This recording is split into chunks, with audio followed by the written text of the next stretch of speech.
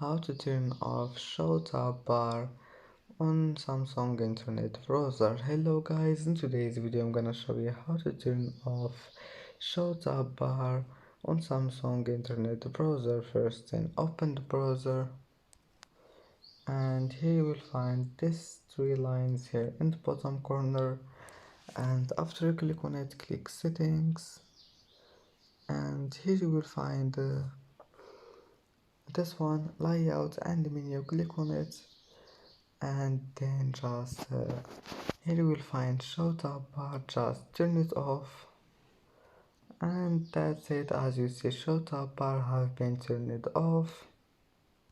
And that's it for today's video. If you like this video, don't forget like and subscribe, and thank you for watching this video until the end, and see you in the next video.